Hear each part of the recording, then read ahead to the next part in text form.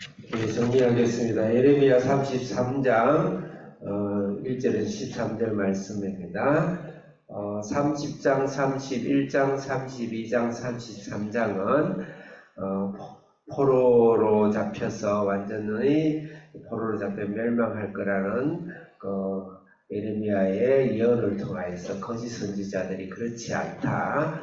그래서 거짓말이다. 막 본인이 거짓말해서 예레미야를 감옥에 가두고 그렇지 않다. 그런데 하나님께서는 예레미야를 통해서 반드시 바벨론 포로로 가본 애들 심판을 받을 것이다. 그 말이에요. 그러고 나서 회복장이 30, 31, 32, 33, 오늘 33 마지막 클라이막스인데 그렇지만 다시 돌아와서 하나님 구원해 줄 것이다. 그 말은 죄와 사망과 죽음으로 죄의 싹은 반드시 사망이에요. 반드시 죽어야 돼요. 그걸 의미하는 거예요. 왜 하나님 좀 봐주시지 그동안 잘 봐주시는데 바벨론 포로에서 그러실까? 반드시 그것은 영적으로 언약적 관계로 반드시 인간은 죽어야 됩니다. 그 죽음을 이야기하는 것이고 결국 예수님이 죽으시고 우리를 다시 구원하신다는 거 해보이는 말씀이 33장의 마지막 말씀이에요. 33장의 주제는 오늘 13절까지 주제는 제목은 부르짖으면 크고 비밀한 것을 보이시겠다. 그렇게 제목을 정해 말씀을 싣고 1절부터 3절까지는 부르짖으면 크고 비밀한 것을 보이시겠다. 그 말씀하셨고 그것에 대해서 설명들이 그 이하에 4절부터 5절은 반드시 부르짖으면 크고 은밀한 일을 보이겠다 했는데 크고 은밀한 일이 무엇인가를 설명하는 것이 그 4절에 이야기합니다. 4절부터 5절은 첫째, 사람은 죄를 지었다. 그 죄의 싹은 반드시 죽어야 된다. 심판을 받아야 된다. 죄가 없어져야 된다. 그걸 말하는 것이고 그 다음에 6절부터 9절까지는 그렇지만 예수님이 오셔서 그 죄를 대신 죽으셔서 너희를 회생하고 너희를 구원해 주겠다. 그 말씀이 6절부터 9절 말씀이고 10절부터 13절 말씀은 폭력을 다시 주신다고 했는데 예수님을 영접을 해라. 영접을 하면 너희들이 하나님과 관계가 회복되고 풍요함이 있고 기쁨이 있고 안식이 있고 생명이 있다. 그 말씀으로 정리를 했으면 좋겠습니다. 그래서 네 가지 원리에 대해서 적용을 하면서 하나님의 구원에 대한 계획을 우리가 한번 적용해 보면 좋겠다. 자, 1절 읽겠습니다. 크게 시작. 예레미야가 시대 때를 갇혀 있을 때 여호와의 말씀이 그에게 두 번째로 임하니라. 네, 크고 비밀한 일을 보이시는 것인데 첫째 하나님께서는 1절에 보면 예레미야가 시대 뜰 아래 갇혀있더라. 감옥에 갇혀있었어요. 두 번째 임하더라. 그러니까 감옥에 갇혀있을 때 두 번씩이나 말을 하셨어요. 그리고 심지어는 이 당시에는 마지막 1년 전 멸망하기 1년 전이 돼가지고 바벨론에게 완전 예루살렘이 포위되어 있었습니다. 감옥에 갇혔는데 하나님이 말씀하셨다. 이걸 왜 강조를 두 번씩이나 강조를 했을까? 하나님은 우리가 갇힐 때를 사용하십니다. 갇힐 때 하나님이 일하신다는 것. 그러고 나서 이전은 하나님 창조의 사역이 나와요. 하나님 갇힐 때. 그 말은 무슨 말일까요? 내가 일을 하지 않습니다. 하나님이 내가 나의 손을 놓고 하나님께 맡길 때 하나님이 일을 하십니다. 내가 일을 하려고 설치려면 망가집니다. 그 하나님이 일을 할 수 없습니다. 주인은 둘이가 될 수가 없어요. 내 인생의 주인과 통치와 지배와 운영은 하나님이 하시는 거예요. 하나님이 하시도록 나는 갇혀 있어야 돼. 하나님 앞에서는 갇혀 있어야 돼요. 그렇다고 일을 하지 말라는 게 아니고 하나님과 이야기했을 때 하나님을 중심에 두고 하나님을 믿고 의지하라. 그럴 때 하나님 반드시 일을 하십니다. 2절 읽겠습니다. 시작. 크게 다시 시작. 인내하시는 여호와 그것을 하늘에다 통치하시는 여호와 그의 이름을 여호와라 하시소서. 내가 갇혀 있을 때 하나님이 일을 하신다. 반드시 명심하고 내가 열심히 일하지만 내가 한 것처럼 생각하지 말고 하나님께 의지하고 맡기자. 두 번째는 하나님이 일을 하시는데 여기서 일하시는 행하신다라는 것은 창조사에게 썼던 아사라는 창조의 단어입니다. 그 하나님이 창조를 하신 것이요. 만들고 성취하고 창조를 하신 건데 이미 창조하셨잖아요. 그 하나님이 다시 재창조 일을 하시죠. 그래서 지금 구원을 받고 바벨론 포로 이후에 돌아오는 재앙, 사망과 죽음에서 구원해내는 일은 하나님 제2의 창조십니다.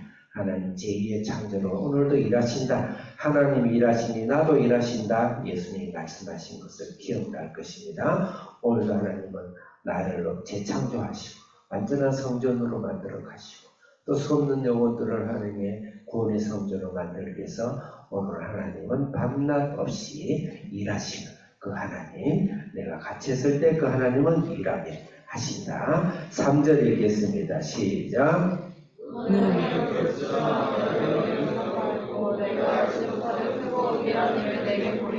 창조는 하나님이 하시는 건데 이 두 번째 창조는 희한하게 너는 내게 부르짖으라. 그럼 하나님이 하시는 데지 왜 내가 부르짖습니까? 그리고 크고 비밀한 일을 보이게. 이건 창조의 사역을 이야기합니다. 다시 말해서 제2의 창조. 인류의 죽음과 사망에서 예수님이 대신 죽으시고 우리를 구원하시는 거 어마어마한, 그래서 큰 거예요. 그 다음에 어느 누구도 알지 못해요. 그 다음에 은밀한 거예요. 은밀한 거예요. 엄청난 일들을 우리에게 사명으로 맡기겠다. 이 말은 우리를 제2의 창조에 참여시키는 것입니다. 굉장히 중요한 우리의 인생이 있어서 인생의 목적과 사명을 알아야 돼요. 내가 그냥 한낮 숨 쉬다가 그냥 돌아가는 것이 아니고 내가 숨 그 자체가, 숨 쉬는 자체가 하나님의 창조에 도움이 되는 거예요. 하나님 창조하는 거예요. 신음하면서 기도하는 한마디, 한마디가 이 세상에 하나님의 나라의 창조를 돕는 일이다.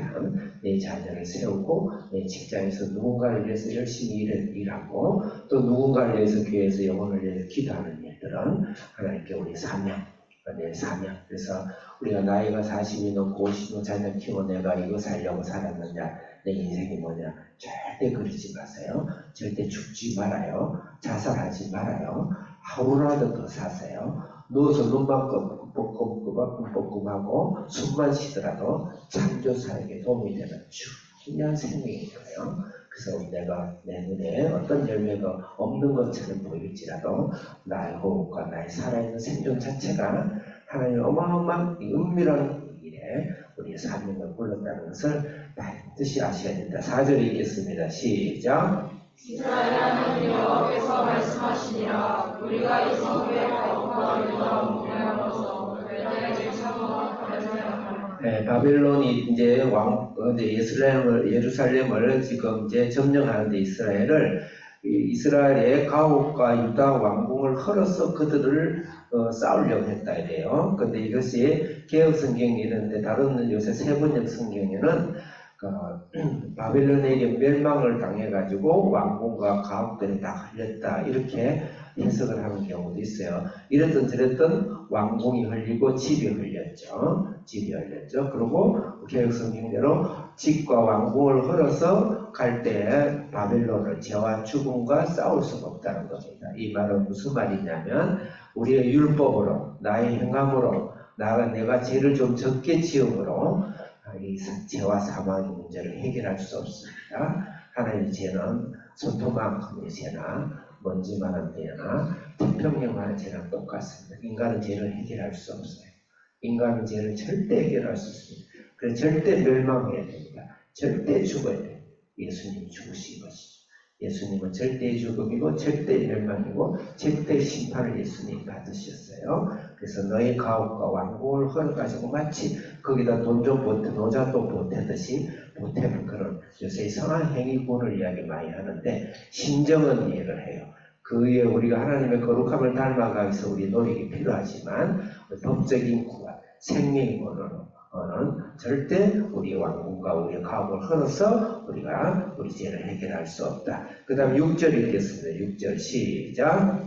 그러나 내가 속을 싫어하며 고쳐잡게 하고 평안과 진실의 풍성함을 그들에게 나타낼 것이며 8절 읽겠습니다. 시작. 내가 그들을 내게 범하고 모두 죄악에서 정하게 하며 그들을 내게 범하여 모두 죄악에서 할 것이다. 하나님은 우리를 위해 사랑하시고 놀라운 계획을 갖고 계십니다. 그렇지만 인간은 죄에 빠져서 완전히 죽어야 됩니다. 그렇지만 오늘 3월에 예수 그리스도 오셔서 그분이 십자가에서 대신 지심으로 우리를 치료하시고 낫게 하시고 우리 죄를 사해 주신다. 3월이죠. 제 4월이 10절 읽겠습니다. 10절 크게 시작. 여기서 내가 것을 말씀하시리라. 너희가 다니까 말하기에 화폐하여 사람도 없고 짐승도 없다. 화폐하여 사람도 없고 주인도 없고 짐승도 없던 유다 형제가 예루살렘 거리에서 즐거워하는 소리, 기뻐하는 소리, 신랑의 소리, 신부의 소리가 너희의 여호와께 감사하라. 여호와는 선하시니 그인 그만 읽으세요. 시간이 없어요. 사람도 없다. 가족관계가 인간관계가 망가진 것을 회복해 줍니다. 주민도 없다. 주민도 없다. 가족, 짐승도 없다. 모든 생활과 자연과 경제의 모든 것이 파탄이 났어요. 내가 마음이 바빠가지고 그 다음에 예루살렘에 즐거운 소리가 있다. 경제적이고 내 삶의 회복입니다. 신랑과 신부의 소리가 납니다. 이것은 가족의 회복입니다. 그 다음에 여호와를 경배하고 성전에서 감사제를 드린다. 하나님과 영적인 회복입니다. 이 회복으로서 하나님께서 우리를 풍성한 삶으로 인도하시고 마지막에 12절에 보면 목자와 양떼라는 이야기가 나오죠. 우리의 삶에 있어서 목자의 삶으로 우리 인생의 사명을 더 주셔서 누군가를 구원케 하는 그런 사명을 주신다는 걸 아시고 여러분 호흡 하나를 사랑하시고 여러분 실패도 사랑하시고 여러분 때로는 낙담도 사랑하시고 우리의 존귀한 하나님의 귀한 거룩함으로 오늘도 담대하게 선포하면서 살아가는 여러분 되시기를 바라겠습니다. 살아계신 하나님 아버지 영원히 진상하며 영원히 멸망하고 패망하고 멸절당한 것을 감사합니다. 예수님이 멸절당하시고 나에게 모든 것을 복원하시고 하나님의 영원한 관계를 회복하시고 우리에게 살아갈 만한 이유와 사명을 주신 것을 감사합니다. 예수님의 이름으로 기도합니다. 아멘.